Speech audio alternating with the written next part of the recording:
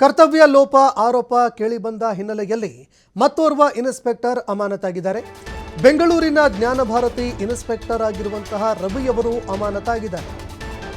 ಕರ್ತವ್ಯ ಲೋಪ ಎಸಗಿದ್ದಾರೆ ಅನ್ನುವಂತಹ ಆರೋಪ ಬೆಂಗಳೂರಿನ ಜ್ಞಾನಭಾರತಿ ಇನ್ಸ್ಪೆಕ್ಟರ್ ರವಿ ಅವರ ವಿರುದ್ಧ ಕೇಳಿಬಂದಿತ್ತು. ಹೀಗಾಗಿ ಮತ್ತೋರ್ವ ಇನ್ಸ್ಪೆಕ್ಟರ್ ಅಮಾನತಾಗಿದ್ದಾರೆ. ಬೆಂಗಳೂರಿನ ಜ್ಞಾನಭಾರತಿ ಇನ್ಸ್ಪೆಕ್ಟರ್ ಆಗಿರುವಂತಹ ರವಿ ಅವರು ಅಮಾನತಾಗಿದ್ದಾರೆ. ರವಿ ಅವರನ್ನು ಅಮಾನತು ಮಾಡಿ ಕಮಿಷನರ್ ಸೀಮಂತ್ ಕುಮಾರ್ ಸಿಂಗ್ ಅವರು ಆದೇಶ ಹೊರಡಿಸಿದ್ದಾರೆ.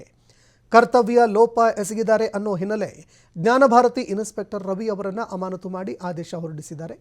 ಹೀಗಾಗಿ ಈಗ ಇಬ್ಬರು ಇನ್ಸ್ಪೆಕ್ಟರ್ಗಳು ಅಮಾನತಾಗಿದ್ದಾರೆ. ಕರ್ತವ್ಯ ಲೋಪ ಯಾರೂ ಕೂಡ ಎಸಗಬಾರದು, ತಮ್ಮ ಕರ್ತವ್ಯವನ್ನು ಸರಿಯಾಗಿ ನಿಭಾಯಿಸಬೇಕು ಅಂತ ಸೀಮಂತ್ ಕುಮಾರ್ ಸಿಂಗ್ ಅವರು ಎಚ್ಚರಿಕೆ ಕೂಡ ಕೊಟ್ಟಿದ್ದರು. ಯಾರೇ ಇದ್ದರೂ ಕೂಡ ಅವರ ವಿರುದ್ಧ ಕಠಿಣ ಕ್ರಮ ಕೈಗೊಳ್ತೀನಿ ಅಂತ ಹೇಳಿದರು. ಇದೀಗ ಕಮಿಷನರ್ ಆಗಿರುವಂತಹ ಸೀಮಂತ್ ಕುಮಾರ್ ಸಿಂಗ್ ರವಿ ಅವರನ್ನು ಅಮಾನತು ಮಾಡಿ ಆದೇಶ ಹೊರಡಿಸಿದ್ದಾರೆ.